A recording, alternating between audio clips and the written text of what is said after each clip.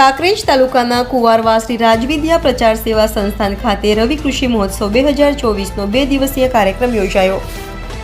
મળતી માહિતી પ્રમાણે ઉત્તર ગુજરાતના બનાસકાંઠા જિલ્લામાં દાંતીવાડા કૃષિ યુનિવર્સિટી ખાતે ગુજરાત રાજ્યના મુખ્યમંત્રી ભૂપેન્દ્રભાઈ પટેલ દ્વારા કૃષિ મેળાનું આયોજન કરવામાં આવ્યું હતું અને હવે દરેક તાલુકામાં 2024નો કૃષિ મહોત્સવ ઉજવવામાં આવી રહ્યો છે, જેમાં કાંકરેજ તાલુકાના કુવારવા ખાતે આવેલા શ્રી રાજવિદ્યા પ્રચાર સેવા સંસ્થાના મહંત શ્રી કરુણાનંદજી મહારાજ અને કાંકરેજ તાલુકા મામલતદાર VM પટેલના અધ્યક્ષસ્થાને યોજાયો, જેમાં સૌપ્રથમ દીપ પ્રાગટ્ય કરી કાર્યક્રમને ખુલ્લો મૂક્યો હતો અને આશ્રમના મહંતશ્રીનું સન્માન કરવામાં આવ્યું હતું।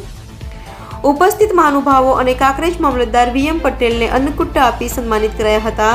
ત્યારે બનાસકાંઠા જિલ્લા ભાજપ અને ઠાકોર સેના પ્રમુખ DD ઝાલેરા, દિનેશભાઈ ઠક્કર, જિલ્લા ઉપપ્રમુખ કિસાન મોરચો અરવિંદજી ગોહિલ, કાંકરેજ તાલુકા કિસાન સંઘના પ્રમુખ વાઘાભાઈ પટેલ, APOના પ્રતિનિધિ દિલીપભાઈ બારોટ, કૃષિ વૈજ્ઞાનિકો, વિસ્તરણ અધિકારી ખેતી SV જાની, બાગાયત અધિકારી AR નાડોદા, પૂર્વ યુવા ભાજપ પ્રમુખ રમેશભાઈ દવે સહિત મોટી સંખ્યામાં ખેડૂતો ઉપસ્થિત રહ્યા હતા, જેમાં કૃષિ વૈજ્ઞાનિકો દ્વારા ખેતી પાકો અને સરકારશ્રી તરફથી આપવામાં આવતા લાભો વિશે જાણકારી આપી હતી અને સંસ્થાના મહંત શ્રી કરુણાનંદજી મહારાજે ખૂબ જ સુંદર રીતે ખેડૂતો માટે જરૂરી માર્ગદર્શન આપ્યું હતું।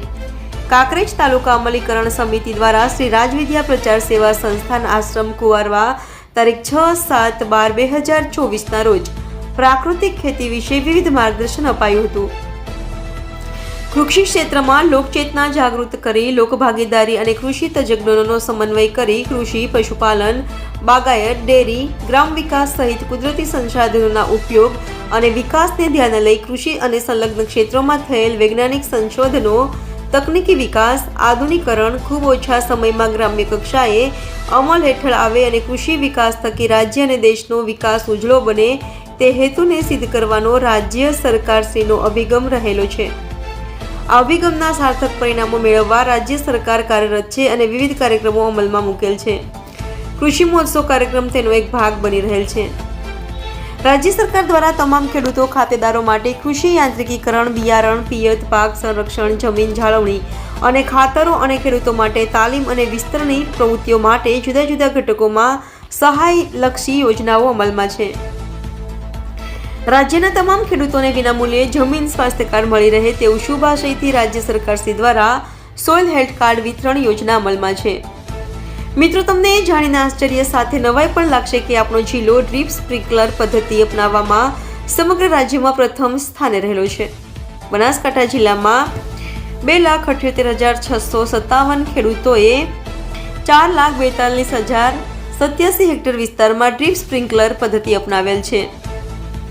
જિલ્લા કક્ષાનો છેલ્લો 10 વર્ષનો સરેરાશ વરસાદ 697.71 મિલીમીટર છે। જિલ્લામાં કુલ ખેડૂત ખાતેદારો 3,39,279 છે, જેમાં કુલ 7,54,504 હેક્ટર જમીન ધરાવે છે।